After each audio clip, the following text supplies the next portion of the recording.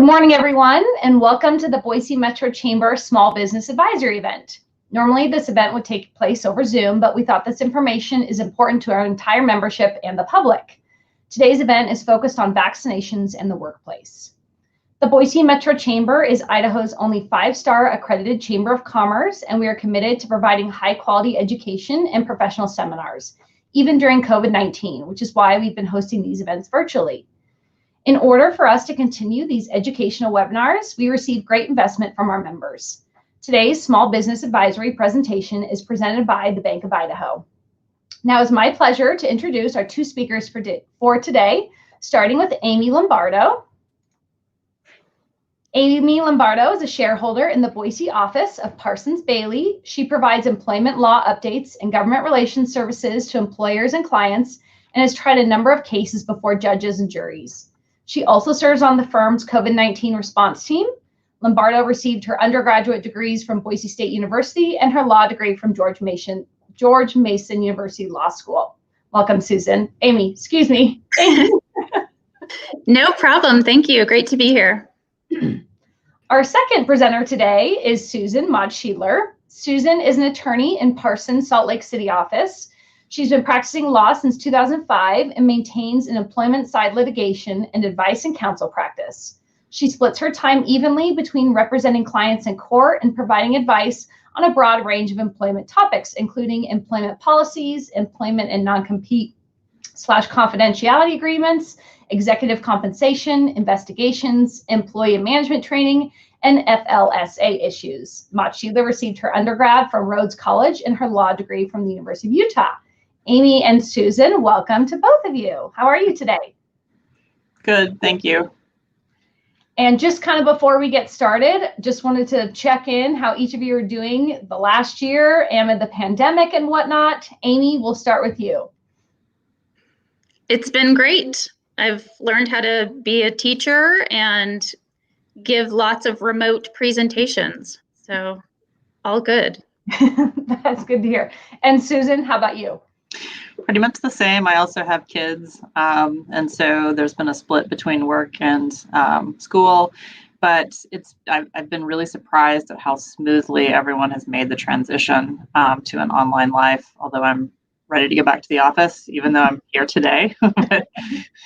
I think everybody's ready to get back to some normalcy. So today's presentation is about vaccines and the workplace. So now that vaccines are starting to roll out, we've been receiving a lot of questions about what employers can require from their employees. Our membership at the Boise Metro Chamber is made up of over 80% of small businesses, and we work to provide resources such as this event to help our community. Amy and Susan are both here from Parsons Behle to discuss best practices for your company. They have a presentation. I will let them lead through the presentation for best practices. And if you have any questions while you guys are watching, feel free to add them in the comments on any of our social media, and we will get to those at the end. So without further ado, Amy and Susan, I'm going to remove myself and let you guys present. Thank you.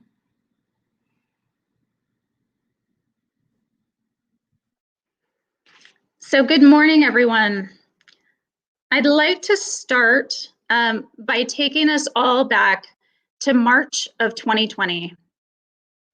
And you can advance to the next slide. So back in March of 2020, the CDC had verified just 100 cases of COVID-19 in the United States. And the CDC had confirmed 6 deaths. When the world went remote and it felt like everything changed overnight, Parsons Behle did too. We formed a COVID-19 task force, and that group has met regularly over the past year. One of the publications that the group put out was this article for Idaho Business Review, which discussed in part how a public health crisis was coming and how public health crises are going to impact employers because your employees are very likely going to get sick. And so that's going to affect your workforce. So we've been discussing how best to go about continuing your business during a pandemic. And we're hopeful that we can be a resource for you all today and in the future. And we thank the Boise Chamber and this group for the opportunity to speak to you. So let's get started. First, you'll hear from me and then from Susan.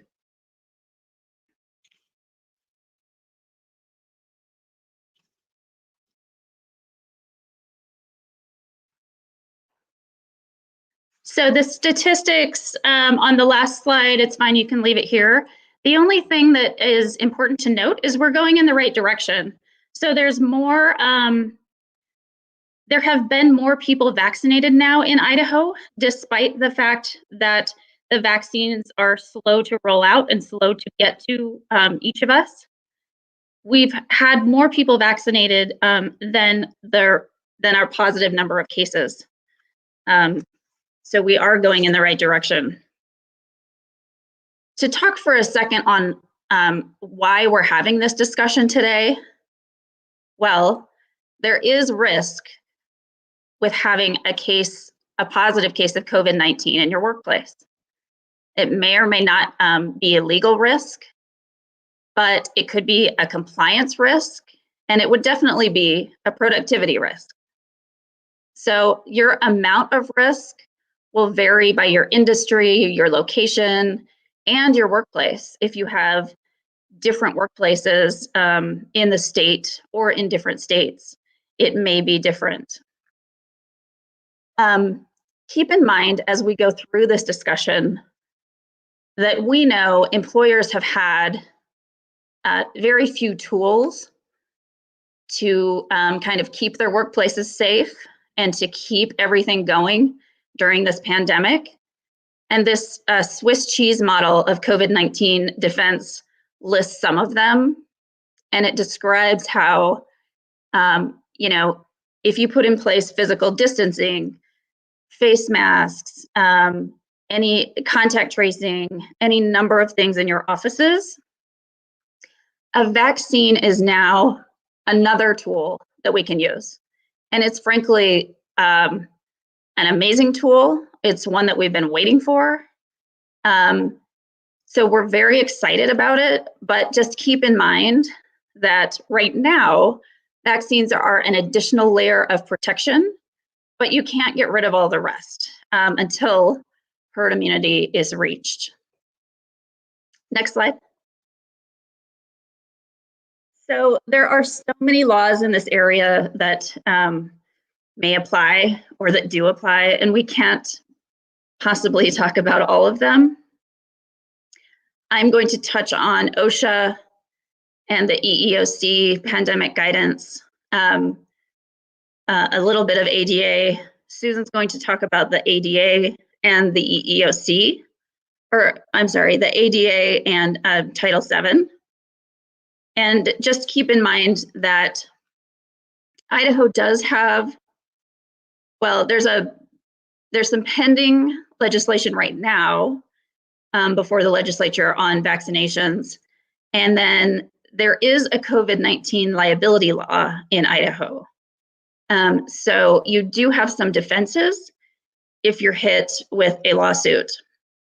The liability law right now lasts only until July of this year, but the legislature is expected and is working on extending that time period. Oh, the last thing to note on this slide is one thing that is not on here is the Constitution. If you are a private employer, you don't need to necessarily worry about the First Amendment or if it is constitutional. That's not a question for you. If you're a state or local employer, you need to worry about it a little bit, but just enough to check in and find out that you're okay mandating it in that area too. Okay, next slide. When we talk about OSHA, which is what we're going to talk about right now. This is the main issue that underlies almost everything that we're talking about. So, and I would say during this pandemic, people have become much, much more familiar with OSHA's General Duty Clause. So as an employer, in Idaho, if you are state or local, this wouldn't apply to you, but it applies to virtually every other private employer. You have a general duty to keep your workplace free from a recognized hazard that's likely to cause death or serious physical harm. And COVID-19 is a recognized hazard. So that is the why you should care, and why businesses have been very careful in reacting to this. I looked into also some OSHA guidance, and this is just guidance, it's not law, but it is typically this, and the EEOC guidance I'll go over later is typically what employers look to figure out the answers to this question before a lawsuit occurs. So this guidance posted in 2021 of January, just a few weeks ago, would have been from the new administration. It was on many things, but mentioned a little bit about vaccinations. And it said that the most effective COVID-19 prevention programs will include making a vaccine available at no cost to all eligible employees. They also suggested the best practice is to provide information and training to your employees on the benefits and the safety of the vaccinations. And that information can be found on the CDC website if you're looking for it. And there's also some in the EEOC guidance. So it is also mentioned that you shouldn't make a distinction between workers who are vaccinated and those who are not. So don't treat your employees differently, or discriminate for or against those who are or are not vaccinated. And then everyone has to continue to follow these protective measures because as of yet, there's not sufficient evidence that the vaccines prevent person-to-person transmission. They do prevent infection. Okay, next slide. This I won't go into too much, but there was also a letter put out by OSHA in 2009, which was the year of H1N1. So in that letter, OSHA said, yes, we expect you as a business to do a risk assessment. And if you're looking for how to do that risk assessment, you can contact counsel. It's also on the websites of the of OSHA's website. And there's different risk levels for different employers. So OSHA also mentioned that, yes, we encourage employers to offer the vaccine, the seasonal flu, the H1N1 at the time. But employees need to be properly informed. So you need to give them information on the benefits of the vaccinations. And it mentioned that OSHA doesn't require employees to take the vaccines, but as an employer, you may. But be aware that you should never retaliate against an employee who is unable to take the vaccine. They likely have whistleblower protections. Next slide. So then, once you've assessed your risk level for your business and what you want to do, and you take into account all the information that Susan's going to give you on what your policies should be, then also recognize that you're going to have to deal with the government and your health districts a little bit as well. That's because this is how it's being rolled out. So the CDC has an advisory committee, and this is the website link, but you can look up the categories of the essential workers. And those categories, sorry, can you go back a slide? The categories are under the CDC, and then the Idaho COVID-19 Vaccine Advisory Committee, they will go over how Idaho is going to distribute the vaccines. We're at the point now where if you are a small business, what you want to do is contact other small businesses like yourself. So if you're a member of a trade association or group, get together, go to your health district or a provider directly, and now you can go to the next slide, and consider ways that all of you together can work on this and get vaccinated together, because we're at that point in Idaho where we're going to be going through types of workers, and that is the most organized way to do it. And then there's also a list. You can contact providers directly. There's a list and a provider performance report at this website that I provided that Idaho has just created. Next slide. Just keep in mind that as an employer, if you're thinking about, oh, I want to mandate this, I want everyone to go out and get vaccinated, you may not want to demand it. You may not want to set a deadline and say, hey, go do this if there's not enough vaccine available right now. And if your priority group is not up. So you don't want a bunch of employees going and demanding vaccines, because that could be, I just include here, it's a potential PR risk. But once they are up, thinking about what kind of verification you can give them to give a provider if you're not going to do it on site. Next slide. So the EEOC in December of last year talked about certain guidance, and let's see, it looks like, yep. So if you're just only offering or administering the vaccine, the EEOC said you don't have to quite worry about the ADA. Just providing a vaccine is not a disability-related inquiry. And that's what you're looking at to decide if you do the ADA interactive process or not. But what is very likely a disability-related inquiry are the medical history questions that go along with administering the vaccine.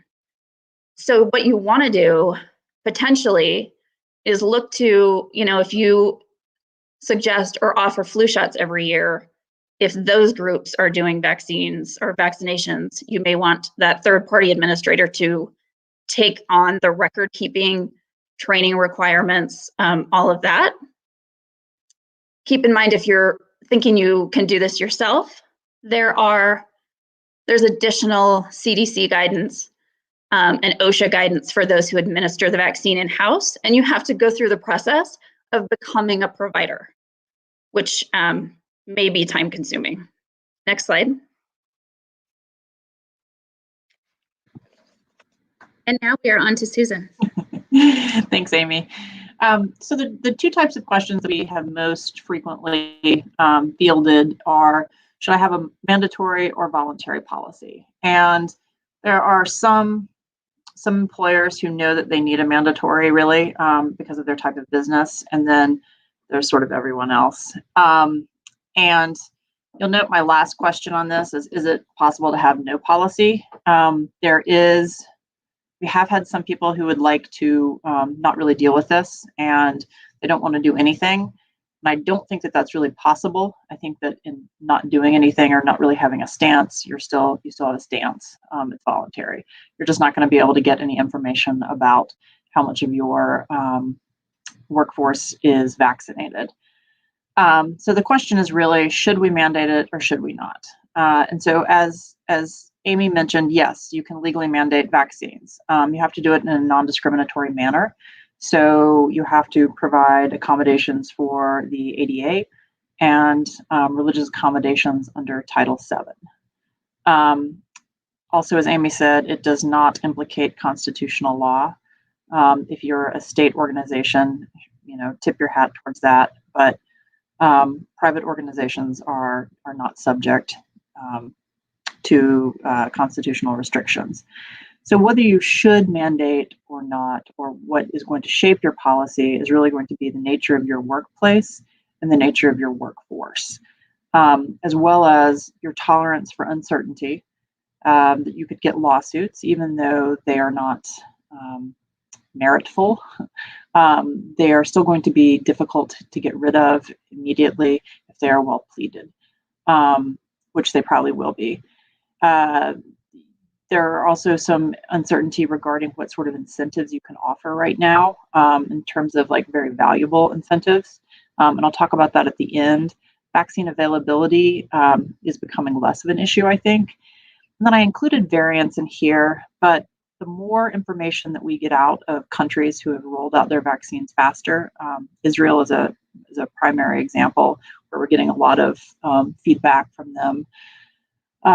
We are finding that two things. One, the vaccine is more effective against the variants than they thought at first that it could be. Vaccine companies are also starting to talk about doing boosters for the variants to address those specifically, so that the efficacy against these other variants would be just as great, ideally, or greater. And then also there was a question of whether or not vaccines would prevent transmission. We know that they protect the person against COVID, but do they protect against transmission? And we're finding that yes, they do. So like Amy said, this really is an amazing vaccine. And I think that we shouldn't be afraid to sort of sing the praises and provide this information that's factually and scientifically based to our workforce. And then there's also your tolerance for continued COVID in the workplace. So if you have a workplace that needs to be COVID-free to function, that leans a little bit more towards mandatory than voluntary, or in terms of incentives, that might encourage you to provide better incentives. Next slide, please. And then in terms of things that you should look at in terms of your workplace and your workforce, the workforce consideration, age of your workforce, and this could be two things. If it's older, two considerations here: more likely to suffer ill effects from getting COVID, also more likely to have gotten the vaccine. So weigh that out. The health condition of the workforce. We all know that obesity, diabetes, that sort of thing, COPD, make COVID effects worse. It doesn't make it more transmissible, but it does make your workforce more likely to be sick. The living situation of the workforce, and you may not control this, but if you have a workforce that lives together, so I'm thinking lower paid individuals, potentially all grouping together and living together. Agricultural settings often have this. That may also lean towards mandatory, because the spread is going to be so much greater. You can still require masks at work, but you can't really do that in their living quarters.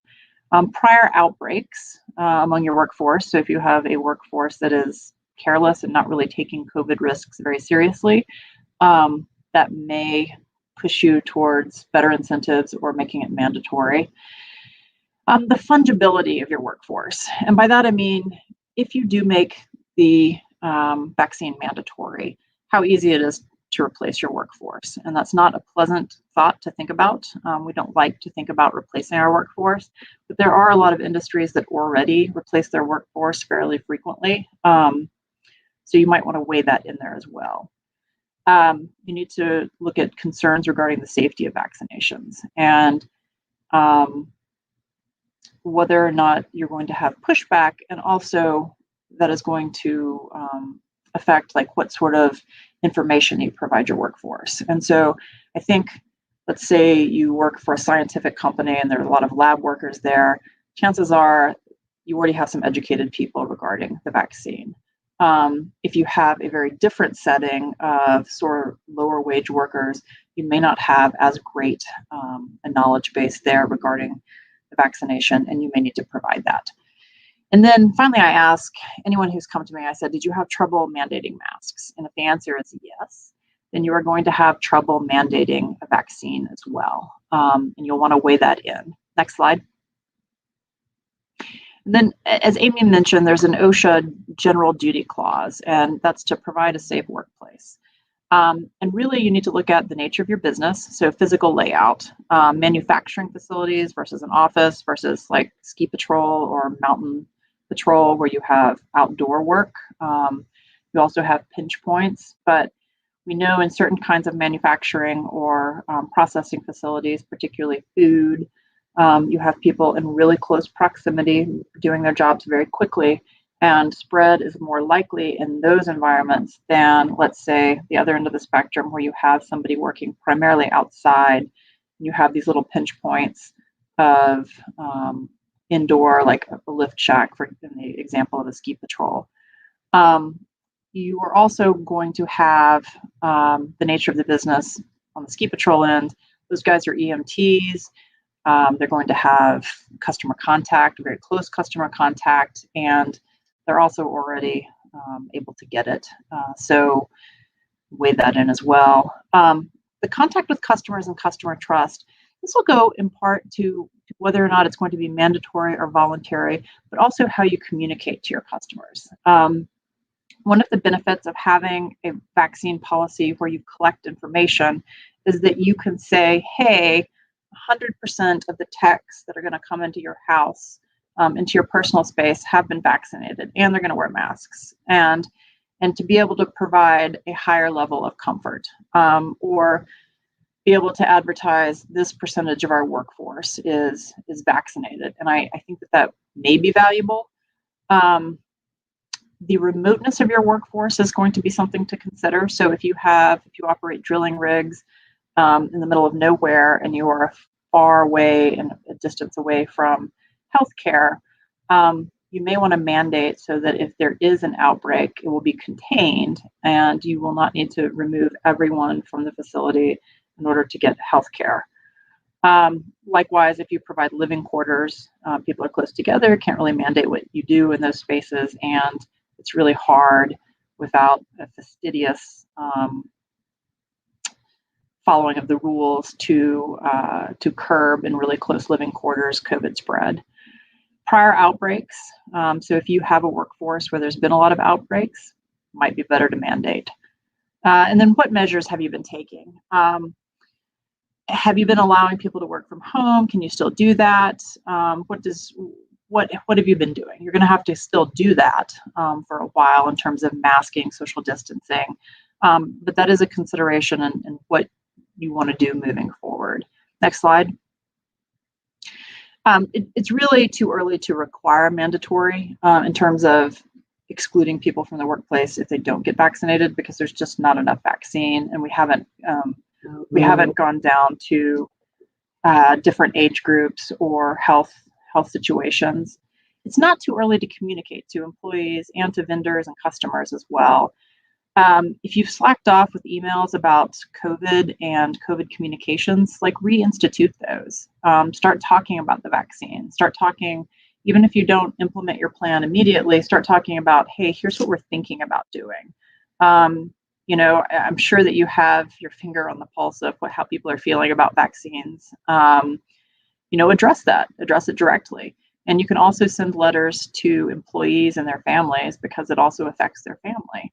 And, you know, leave the politics out of it. I think we really want to focus on the purpose of the vaccine, the efficacy of the vaccine, and what it does both for the workplace and, you know, a broader societal view. You can also have information at the work site in terms of posters. The CDC has a lot of really great resources regarding information about COVID, the vaccine, And as we get more information, it's just going to grow in terms of how effective this is. Communicating with customers is important. If this is something that that's going to affect your customers' ability to have trust in you, that's something that you should communicate. Or if there's a lot of up close and personal, you should communicate what your plan is, because people do want to know. And then also, finally, kind of nuts and bolts issue here, change your job description. If you're going to make it mandatory, make sure that that is in any listing. And this is going to be important under the ADA, for example, and just making sure that people have that expectation coming into the workforce. Next slide, please.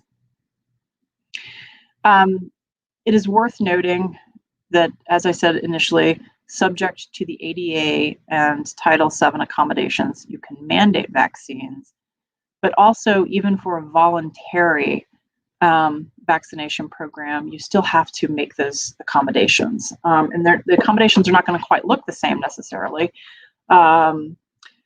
So you follow, for both your mandatory and your voluntary vaccination, your normal request for accommodation procedure for both disability and religious accommodations under Title VII.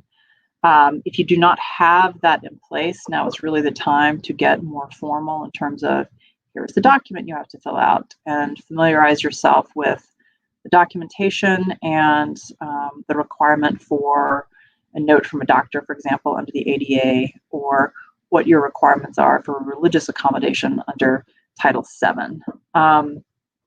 And the possible accommodations that you might provide look a lot like, okay, a mask, separation from others, if this person is going to be unvaccinated in the workforce. And you can do those without an undue burden, because chances are you've probably already been doing them. If you make a decision, everyone is back in the office, and this person is too much of a risk for the company, you can exclude them. But if you have been doing all of these other things, it is unlikely that that is going to be good enough under the ADA. And then your undue burden analysis may change as this goes on. So if things get worse, which hopefully they won't, but if they get worse, maybe this person will be too dangerous to have in the workplace later down the road, and you'll have to, send them back home, put them on leave, that sort of thing.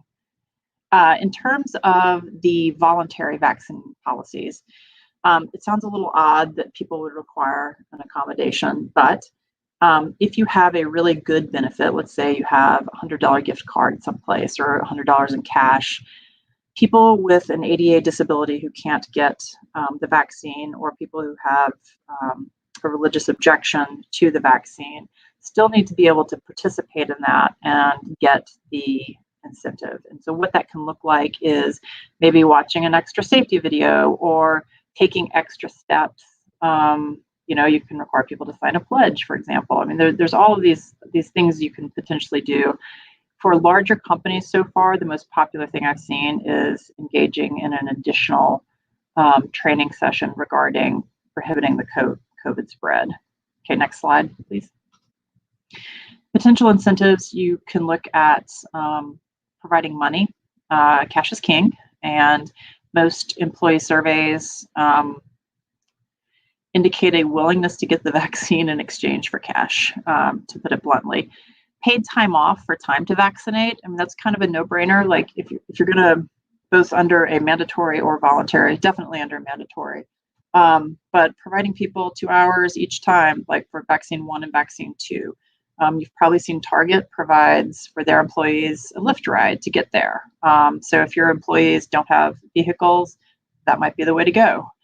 You can provide PTO for use in the future. Another thing we've seen is PTO to recover from any side effects. Particularly the second shot has been giving some people some issues. It's a big jolt to the immune system, and your immune system's kind of geared up. Not everyone, but that also is something to think about in terms of, if you have a vaccine fair, for example, you might not want to put all of your frontline workers in that vaccine fair at the same time.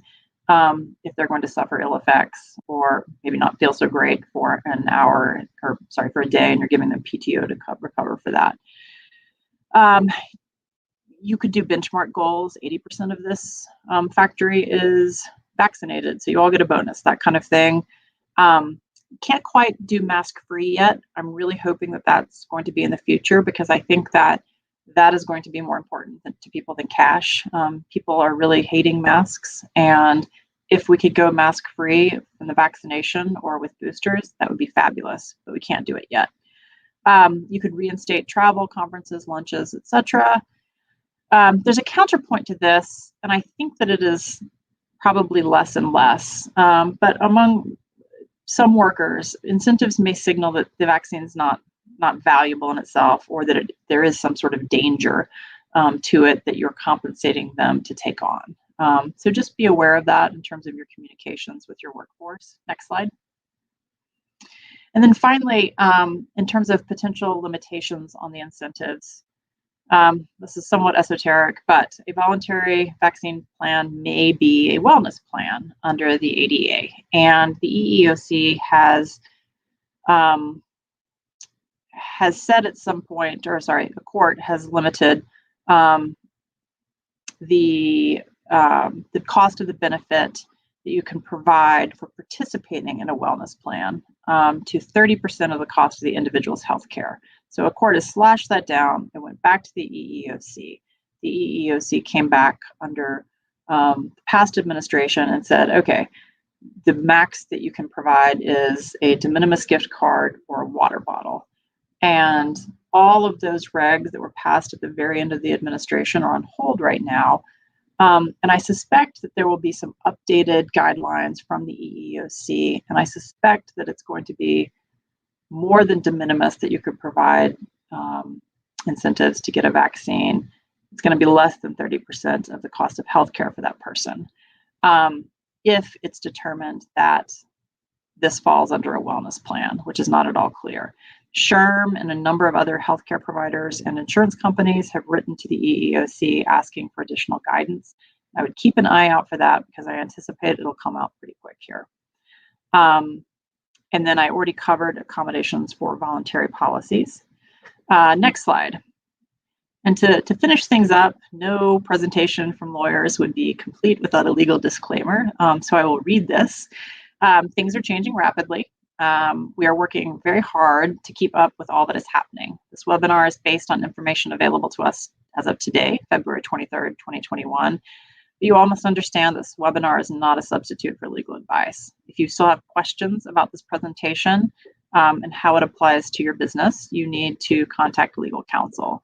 This presentation is not intended to be a substitute for in-person legal counsel on these issues, and given the complexity and rapidly changing landscape, you must consult with your counsel on these issues.